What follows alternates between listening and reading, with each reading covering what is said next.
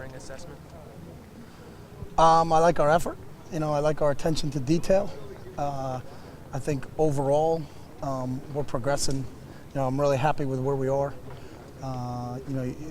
There's little things here and there like there are with everybody, but overall assessment, I would say we're doing a nice job. The kids understand what we want to get accomplished and understand the mindset, what it's like to come out every day of practice. It's good. There's one or two kids at each position that aren't as consistent on it as we want right now, but they're still learning. So, but overall, I would say we're pleased. Any scout team kids from the fall who picked up things really quickly? There's no one that sticks out, to be honest with you, and that's good or bad. I wish I could say, yeah, this kid's just ripping it up, but honestly, there's no one that was. There's no one out there that's, guys that are doing great things are guys that, are Deion Jordan's doing great things out there. Well, Deion Jordan did great things last fall.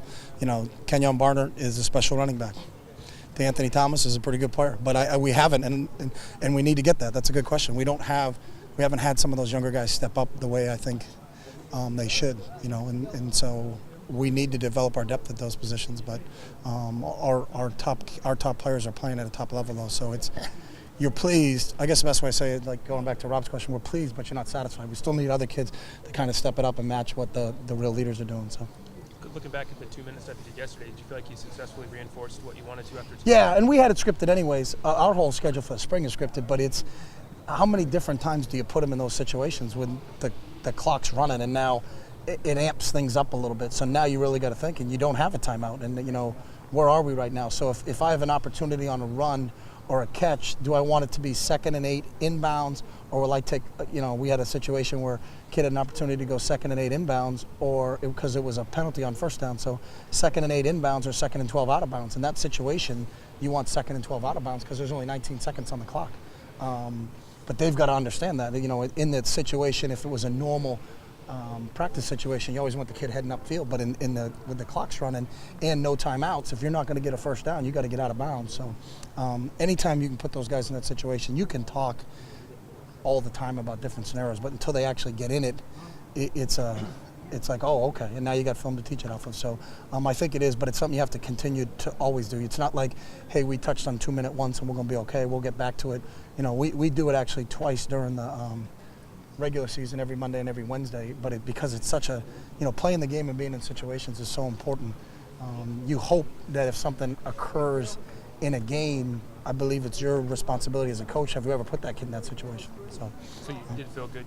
Better I felt better, again, but we still got kids, some kids making mistakes, sure. But they hadn't been put in those situations, so it's interesting. How many reps are you going to get, and is your entire practice going to be that? Sure. But we're getting better at that. Is there one group of position that's ahead of the others?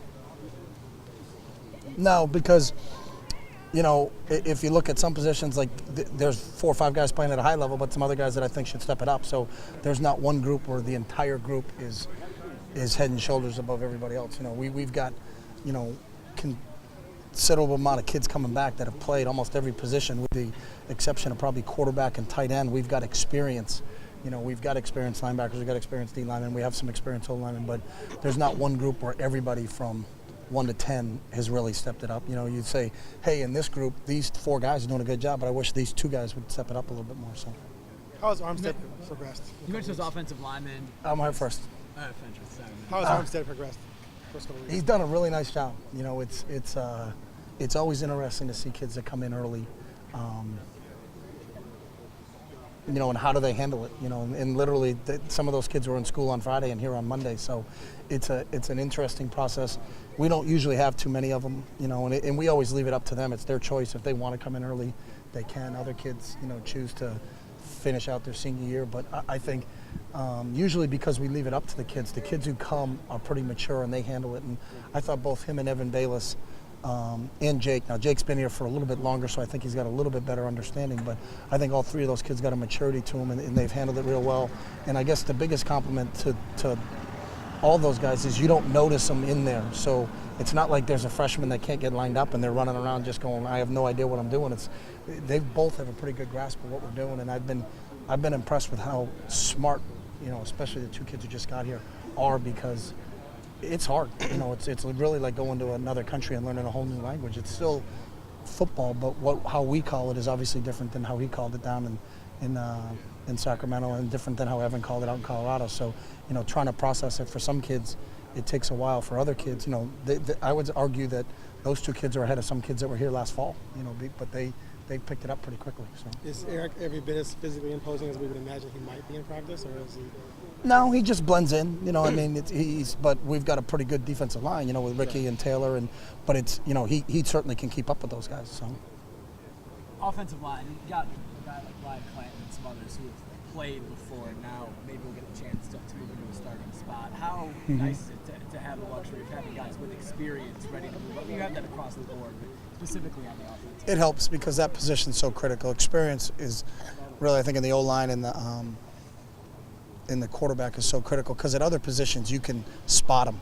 Like, hey, I can put this receiver in and we can run these 4 plays. He knows them real well. Now let's take him out. But you can't do that with an O-lineman. Let's put him in and run these 2 plays, but take him out when we throw it. You know, I think same thing with the quarterback. So the skill positions on offense, you can kind of piecemeal. What are they good at? What do they know? And let's get them in there, but now take them out what they don't know. With those guys, they've got to know everything. So it's you know, it helps when you have some people like a Ryan Clanton or a Jake Fisher that got experience playing last year. They weren't technically starters. You know, they didn't play the predominant amount of snaps at those positions, but, you know, there's a lot of carryover for those guys. And obviously this spring's a lot different than last spring for Ryan, because there's a confidence level in him of, like, he understands, you know, where maybe last year he was waiting for Mark Asper to tell him what to do, or Darian Weems to tell him what to do. Now he's that guy telling the younger guys what to do. But it helps to have experience with those guys. And I think it's part of our system is that we want to develop depth. And the only way you're going to develop depth is to play those guys. You can't just play 5 guys and pray you're not going to get hurt. And if you don't get hurt, you know, we're good. But if we do get hurt, oh, my God, this kid's got to play in a game. I think we always want to play 7 or 8 linemen if they're capable. And being able to get Ryan into games and Jake into games and Carrington Armstrong into games, there are 3 guys specifically that we had an opportunity to rotate through, that it helped us. To replace Asper, do you have anyone on your team that can No. save a life and raise 2 kids? No, at the same save a time? life, raise 2 kids, fluent in 2 languages, the best MC of any event we've ever had in our entire lives, whether it was the Olympics, anything we did as a team. We're going to miss him tomorrow at our bowling tournament. He was the hit of the bowling tournament, so there's big shoes to fill there. So because he was such a multi-purpose kid, just a great kid. So, but I understand. I think he's visiting an NFL team or something. So we'll give him a pass on tomorrow. So. Go back to the guys that arrive in spring.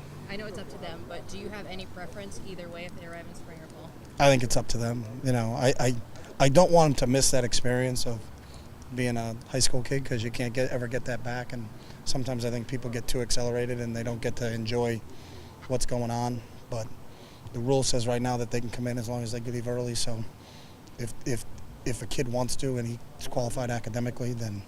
But we've never had a mass grouping of it, and I really think it's an individual decision. So. Would you give them time out for the prom?